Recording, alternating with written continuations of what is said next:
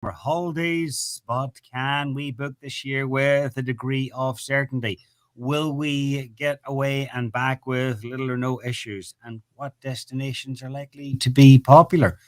Will it be more like a sort of a holiday of old? Emma McHugh is director of Atlantic Travel in Letterkenny and joins us now streaming as well as live on the radio. So, Emma, good afternoon and Happy New Year to you. Happy New Year to you too, John. Thanks for having me on.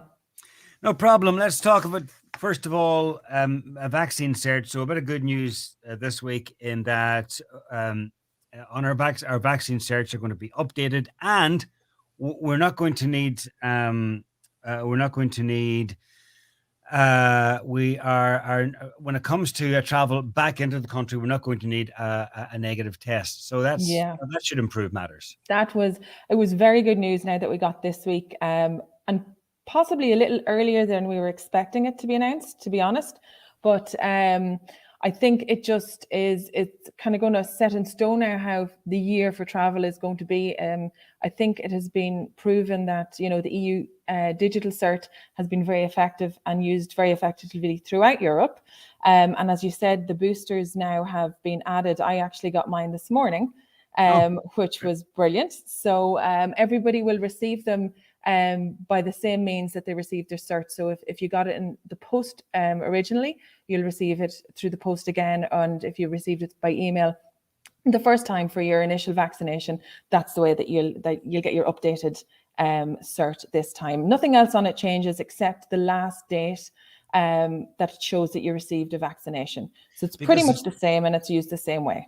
It's going to be valid from the 1st of February. It'll be valid for 9 months. So it's important that the booster is added because, a lot of people were thinking, well, I got boosted away back, near the start of last year. And if, and there's a time limit in some places, so therefore it's going to be up. But now if they got the booster more recently, it means that from the 1st of February that they're good for 9 months.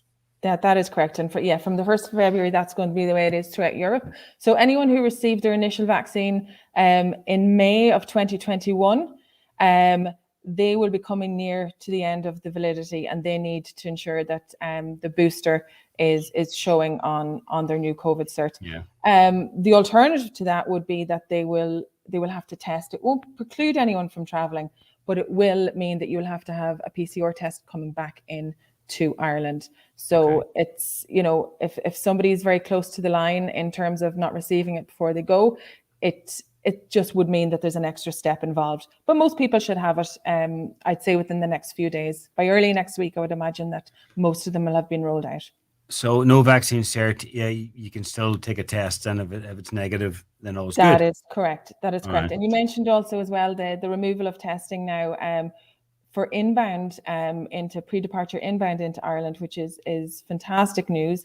It means that anyone that has their cert doesn't have to test. And that also is coming into play as well for Northern Ireland. So I know that a lot of your listeners would also use Belfast. So from today, the same rules apply going into Belfast. So no pre-departure testing involved. So that means when you're in resort or if you're wherever you're coming from, you don't need to take that test to arrive back into either Belfast or Dublin. But what about going out? Are the rules still different for different countries, or are these new rules now across the EU, for instance, from the 1st of February? Yeah, well, I suppose when Omicron happened in December, Ireland and Portugal were the only two that went out on their own and required testing into the countries.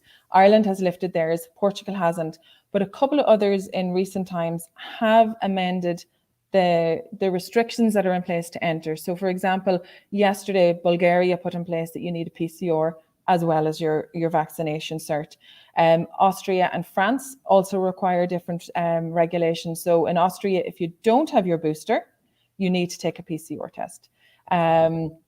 So yes, most countries that we would be looking at for summer sun there is no testing, but there are what we would probably be known as the ski destination. So Austria, Switzerland, France, they still have some. So your listeners would need to be very careful if they are going to one of those destinations, to be very careful as well. If they're flying into an airport, for example, say they fly into Munich or Venice and they're going on to Innsbruck or somewhere, if they cross a border into another country, they're still obliged. So they might need a cert to get into Munich or into Venice, but if they plan going skiing in Innsbruck, they will Yes. need. So, people just to be aware that, that All is right. in place. Yeah. Okay, so before the pandemic, you cross the border and it would be fairly routine, but now there might be there Yeah. just might be different rules when it comes to a COVID cert. Hmm. All right, then all that aside, how is it shaping up? Because last year a lot of people sort of dipped their toes back in, went abroad, took a chance. For the most part, worked out okay. Well, the latter half of the year, anyhow. How is this year shaping up at the moment? What's the indications? It's looking very positive. I think this year we're going to see the return to travel that we probably thought 2021 was going to bring. Um, for numbers of reasons, the COVID start has been fantastic. Vaccination rollouts throughout Europe and the US have also meant that we're much further ahead. Um, in terms of capacity out of Ireland, it's actually quite ahead of what we would have expected 6 months ago. So there is good capacity out of there at the moment, which means the pricing is still quite competitive for the summer. So anyone that's looking at traveling this year, there is still great value to be got. The prices just haven't gone to those ridiculous, crazy Okay. boom So time prices just yet. So capacity would determine prices for the most part, and there's Yes, plenty of capacity. There's plenty of flights at the moment there to is. There various is. various destinations. Yes, Good. absolutely. Okay. What about pricing then? Like in countries that you go to, what about resorts? Have you noticed in the last year or two, because of the pandemic, the prices have shot up? No, to be honest, I would have found if you're comparing like for like with our domestic tourism and abroad, um, the pricing didn't increase last year, and even this year, pricing um, hasn't seemed to gone up. If anything, it's actually gone down. Um, for the likes of hotels, taking the flight element out of it, it hasn't increased. Like for example, for the February midterm, you could go to Tenerife for about £850 for a family of four out of Belfast. So that's your flights, your transfers, your accommodation. So even at midterm and going into early summer, there's incredible value to be got there, which say 2019, 2018, you would have been looking at much more inflated prices. So they haven't increased the prices just yet. That may happen in a couple of months when they see that the capacity is filling and the rooms are filling in the hotels, and that they know that the demand is there. But at the moment, pricing is very competitive. Uh, in hospitality, the prices went up here, and providers will say, "Well, listen, we had no choice given the circumstances and given the sort of couple of years that we've had with stop start, the cost of products gone up and all the rest of it, and staffing issues." Have you noticed the same abroad? When you go abroad, when you go to Spain or France or wherever, the cost of a coffee or the cost of a pint or whatever, have they, or even the cost of a night, have they gone up in many places? You mentioned there that in some cases providers have actually lowered their prices, but in hospitality, the simple things, have they gone up?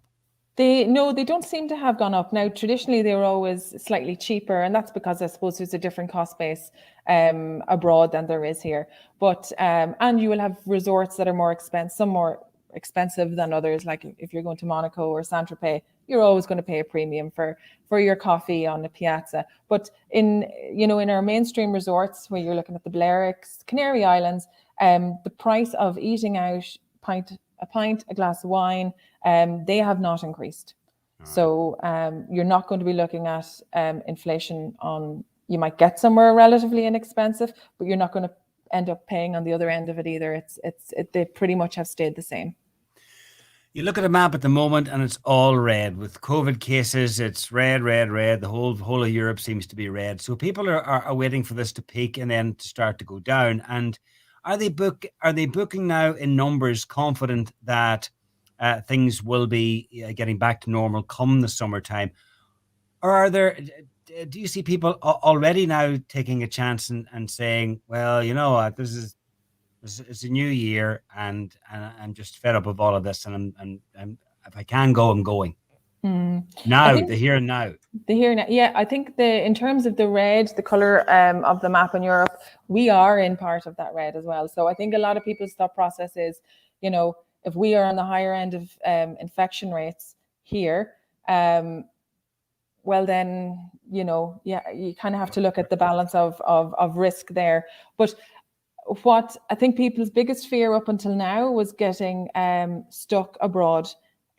When they had to test coming home, that has been removed. So really, compared to you said holidays of old and the way we used to do it, it's pretty much the same. If you get sick abroad now, you will have to go to hospital if you break a leg. So I think COVID will be the same as that.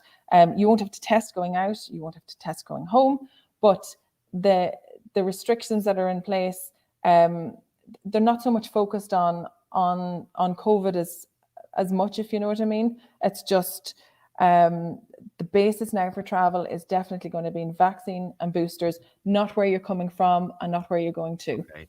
What about the dreaded locator form? No, Are they still needed? They are, and they can be very glitchy. Can be, yeah. Especially if you're on a mobile, with somewhere with very little Wi-Fi. But yeah, that is part of, and that is not going to disappear in the foreseeable future. We will need one entering, and we will need one coming back into Ireland, and it's just going to be the same as having your passport and your boarding pass. And I think my tip is the more you do, the better you'll become at them. Okay. So, and finally, Emma, where's the hot destinations this year? Excuse the pun, but where's good value and where's proving to be popular for bookings? Yeah, well, definitely. When I say Spain, I'm including mainland Spain, the Canary Islands, Mallorca, Menorca, Ibiza. There's incredible value to be gotten there, right up until the end of June. The US is proving very popular as well. Orlando, New York city breaks. Just one thing I would say about when you are going to the US, different states have different rules as well for when you are eating indoors and stuff like that. So the likes of New York at the moment, over 5s need to be vaccinated to eat indoors and to do any indoor attractions. So I know that I have read of families being over there over Christmas, and they were extremely restricted because we treat children as under 12s here. In the state of New York, it's treated as an under 5 in terms of vaccination. So just be very, very careful. But yeah, popular US bucket list stuff. People have been waiting to do it for the last 2 years. And then there's just the traditional bucket and spade, 2 weeks in the sun, feet up. I think we're all looking forward to that this year. It sounds good for sure. And someone's asking about the rules for international travel. Well, I think you've gone through most of them, and the advice would be just to do a wee bit of extra research. You were mentioning there different states in the United States, for instance, have different rules about hospitality. And the beauty is that if anyone's booking through yourselves, they get all the info. I'm sure. Yes, and for your listeners, if they want to go on to Reopen EU, it's a very, very good website. You can download the app, and it will give great information on restrictions within European countries. So Reopen EU is great. Good one. Good tip. Emma McHugh of Atlantic Travel. Thanks a million. Appreciate it. Thank you, John. New this week in Home Store and more. All Fireside accessories are half price. But better hurry, because when all our half price Fireside accessories are gone, they're